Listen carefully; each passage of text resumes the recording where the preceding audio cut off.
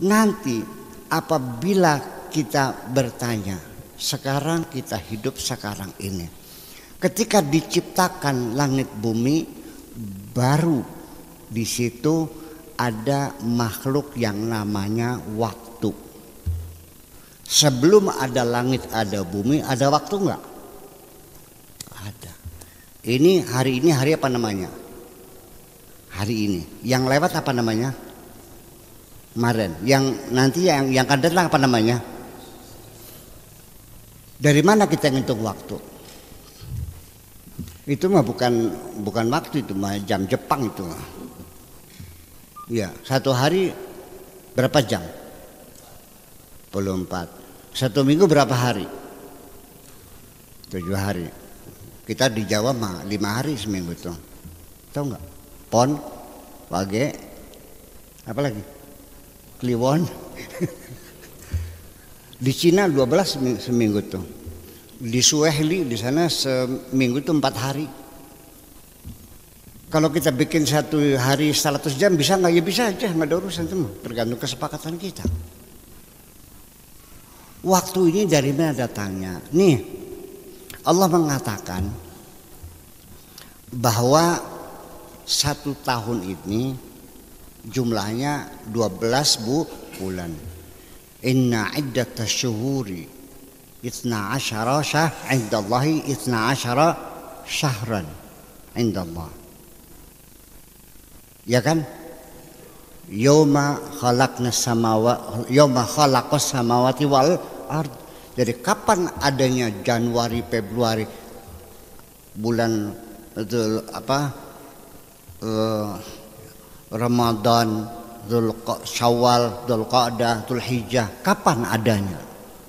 Ya setelah ada langit dan bumi. Sebelum ada langit bumi, ngitungnya pakai apa? Nah ini bapak-bapak dan ibu-ibu sekalian, bahwa kita sendiri menghitung hari, menghitung bulan. Dari mana menghitung itu? Menghitungnya adalah karena sudah ada tempat, ada ruangan, baru kita lihat di dalam tempat ini ada sesuatu yang bergerak. Ketika kita mengikat kita dengan gerakan sesuatu itu, disitulah kita menghitung waktu. Nah, yang bergerak mana? Bumi kita berputar dan bumi mengelilingi matahari. Kita melihat matahari kalau pagi terbit dari mana terbitnya? Matahari terbitnya dari mana? Tenggelamnya kemana? Barat. Nah kalau kita melihatnya ke matahari, itu namanya tahun Syamsiyah atau Miladiyah atau tahun Masehi. Betul. Kalau kita melihatnya bulan, nanti bulat, purnama, nanti growok lagi, ya kan, sabit, nanti hilang lagi, nanti keluar lagi.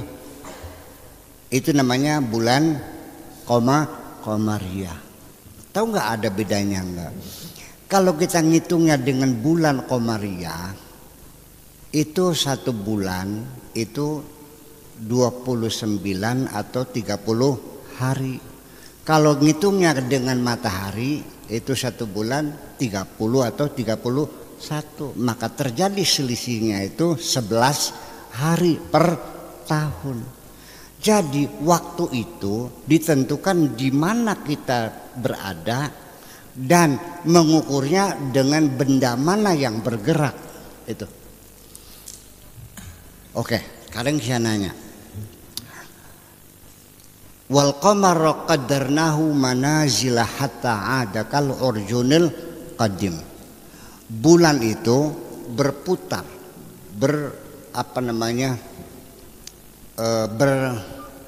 mengorbit sekitar bumi.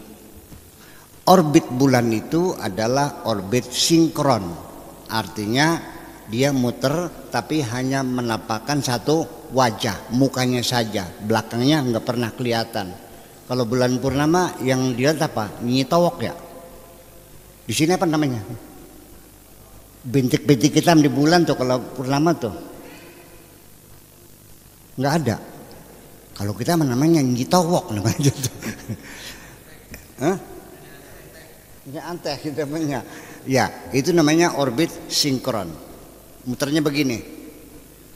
Wal qamara qadarnahu manazila hatta adakal urjunil qadim. Ini bumi, ini bulan. Andaikan seperti gitu. Nah, ketika matahari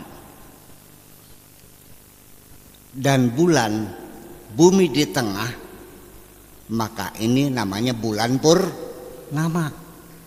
Kalau sejajar dengan bumi, ini namanya bulan sabit. Betul enggak? Kalau bulannya di tengah antara bumi dan matahari, ini namanya gelap, enggak kelihatan. Kalau pas ada di garis lurus antara matahari dan bumi, ini namanya gerhana matahari. Seperti itu. Jadi satu hari itu di bumi sekali putar itu namanya satu hari. Satu kali putar satu hari. Oke. Jadi kalau dalam sebulan berapa kali bumi berputar? 30 hari dah. Betul? Nah, bulan berputar keliling bumi ini satu kali, buminya sudah 30 kali. Berarti apabila bapak-bapak lahir di bulan yang sebelah sini lahirnya di bumi, tahu bedanya? Kalau yang lahir di bulan umurnya setahun, yang lahir di bumi umurnya sudah 30 tahun. Bisa membayangkan? Nah, kalau kamunya tinggalnya di planet lain, di Jupiter, di Saturnus, di Uranus, Neptunus, bayangkan. Mungkin sininya sudah 1000 tahun, kitanya baru satu tahun. Itu satu. Yang kedua, waktu ini nyatanya berarti ada atau tidak ada?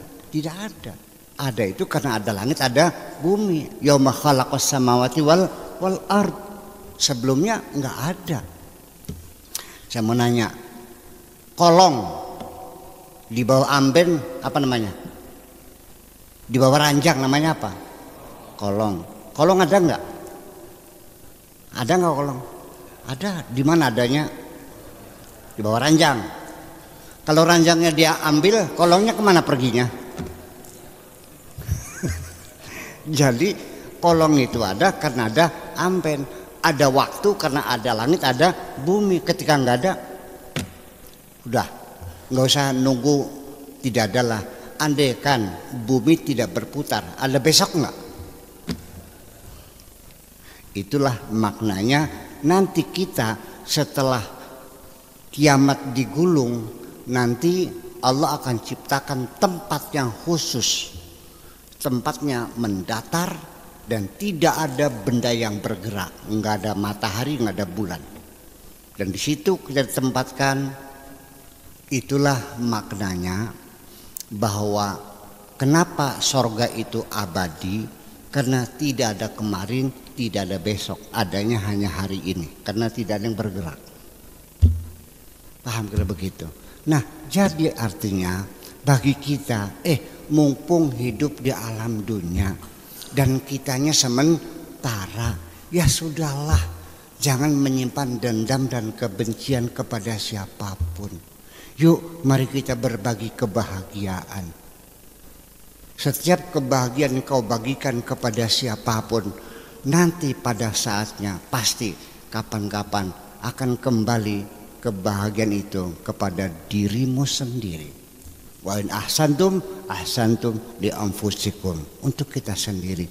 Jangan ada dendam, jangan menjelek-jelekan orang, jangan mencaci maki orang. Sudahlah, kita hidup damai saja. Enak gak kira-kira? Sebentar kok, ngapain? Saya meyakini bahwa dalam beragama Islam ini, kenapa Allah menurunkan Kanjeng Nabi, membawa Al-Quran, tujuannya untuk membuat kita bahagia, hidup kita nyaman, hidup kita tenang dan damai. Wa ma anzalna 'alaikal Qur'ana litashqa. Al-Quran tidak diturunkan untuk membuat kamu sengsara, tetapi untuk membuat kamu bahagia.